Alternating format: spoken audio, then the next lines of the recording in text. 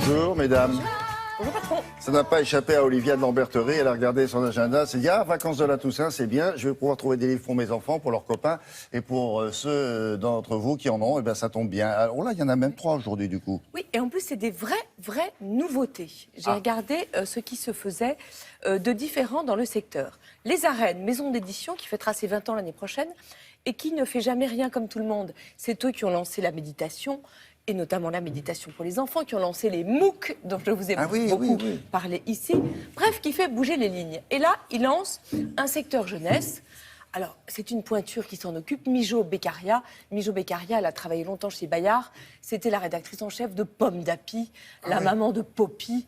Enfin, une star du domaine. Et ce que j'aime chez Mijo Beccaria, c'est qu'elle connaît ses classiques, mais elle les adapte au monde d'aujourd'hui, notamment dans Le Petit Prince qui ne s'aimait pas, l'histoire traditionnelle, un roi qui s'appelle Noir Ier de la couleur de sa peau, qui est marié avec une très belle femme qui s'appelle la reine Beige. D'abord, ils n'ont pas d'enfant, donc ils adoptent une petite princesse. Elle s'appelle la petite princesse Rose. Et puis un jour, comme beaucoup de couples aujourd'hui, alors qu'ils attendaient plus d'enfants, eh bien voilà qu'elle est enceinte et elle met au monde un petit prince, le petit prince marron. Et le petit prince marron, il est très aimé, mais très triste. Parce que dans sa famille, personne n'est de sa couleur. Il se sent différent, il se sent moche, il ne se plaît pas du tout. Oui, parce que sa mère est blanche, son père est noir, sa petite sœur est rose. Et lui, il est marron, et il trouve que le marron, c'est très moche. Heureusement, il y a une dame chouette qui a dû être pédopsie dans une autre vie, qui va lui trouver les mots pour le rassurer. C'est un livre ravissant, parce que les images sont sublimes. Et en plus, Mijo Beccaria, elle trouve les mots justes pour rassurer tous les petits-enfants, quelle que soit d'ailleurs la couleur de leur peau, mais qui se sentent pas bien dans leur basket et qui se sentent pas pareils. Très joli livre, je trouve, à partir de 3 ans. Et dans la même collection, il y en a un autre que j'aime beaucoup, qui s'appelle « Qu'est-ce qui rend heureux ?» Vous savez, qui sert à poser aux tout petits, là aussi, c'est à partir de 3 ans, les bonnes questions. Est-ce qu'il vaut mieux être comme tout le monde, comme son voisin, ou est-ce qu'il vaut mieux être différent? Est-ce qu'il faut avoir peur de ce qui est nouveau, ou est-ce qu'il faut en avoir envie? Très jolie réussite aussi aux Arènes. Autre collection vraiment nouvelle, une collection qui s'appelle 10, D-Y-S, qui est conçue chez Belin pour les petits-enfants qui sont dyslexiques.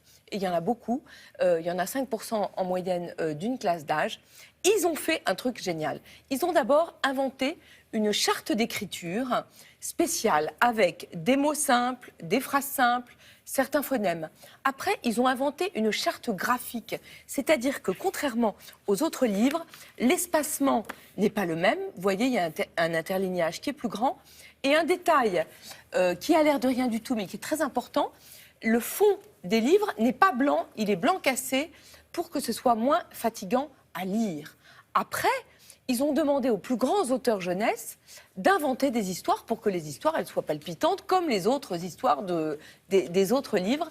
Ils ont notamment demandé à Timothée de Fontbelle, et là, il y a un exercice, c'est vraiment comme un exercice à la Pérec, il a travaillé sur le son bre.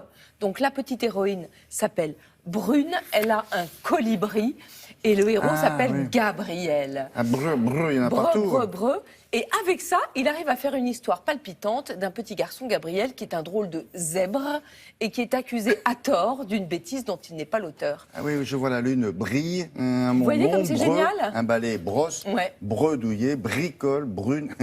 Alors c'est chez Belin, évidemment c'est pour aussi tous les enfants qui ont du mal à lire, parce que vraiment cette charte graphique et cette charte d'écriture, elle facilite grandement la lecture, et en même temps pour tous les enfants, parce que l'histoire de Timothée de Fontbelle, elle est vraiment, je trouve, très réussie, très jolie, très délicate. C'est vraiment un très grand auteur pour la jeunesse.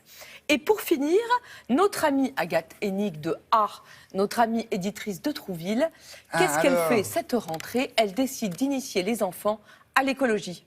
Mais elle le fait à sa manière, c'est-à-dire pas du tout avec un documentaire, comme il y en a beaucoup, et d'ailleurs il y en a des très bien faits, mais elle le fait au travers d'une fiction, et d'une fiction comme une enquête policière. Je vous présente son couple de détectives.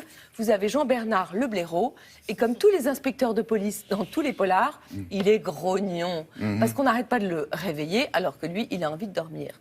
Avec lui, Miss Turtle, qui est une tortue, une vieille dame tortue, qui est très lente, mais très maligne. Et voilà, j'adore regarder, c'est conçu un peu comme des cahiers à l'ancienne, avec des très très jolies images. Et le papier en plus est très chouette. Et par exemple, Jean-Bernard et Miss Turtle sont appelés saperlipopette, c'est le mot préféré de Jean-Bernard, ça me réjouit aussi, sont appelés auprès de la rivière, parce que figurez-vous que les poissons ont le mal de mer, ce qui n'est pas tout à fait normal, parce que la rivière a été empoisonnée, il y a une drôle de mousse blanche.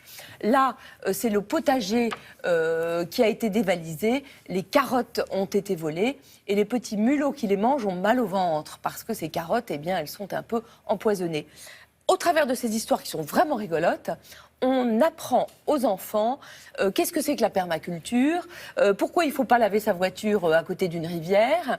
Je trouve que l'auteur réussit, Michel Hutt, qui était d'ailleurs un instituteur avant, il réussit à faire passer un nombre d'informations au travers de ces histoires, mais dingue, sur les animaux, sur la nature, sur l'écologie. Et puis à la fin, vous avez des informations, des choses que je ne savais pas. Si vous mettez tous les cours d'eau de la France bout à bout, eh bien, vous faites 7 fois le tour de la Terre. Ça vaut donc de la Terre. De la Terre, vous vous rendez compte? Ça vaut donc le coup de protéger, évidemment, les rivières. Et c'est toujours elle qui fait ses livres, c'est formidable, parce qu'elle les produit en France elle-même, quoi. Alors maintenant, je crois qu'elle les produit plus en France, parce Ouah. que c'était trop compliqué, mais elle les produit en Europe. Ah bon? Vous êtes d'accord? Voilà. C'est chez Le A papier est Édition. très beau, oui. Ah, mais le papier est très beau, Et c'est le graphisme vraiment... est un Tout est peu beau. ancien, ça fait... Oui, mais tous les Quand livres on que je était vous ai petit. présentés, ce sont vraiment On y des va. classiques refaits à l'ancienne, Oui. C'est très joli. Ouais. lus et approuvés. Merci beaucoup. Avec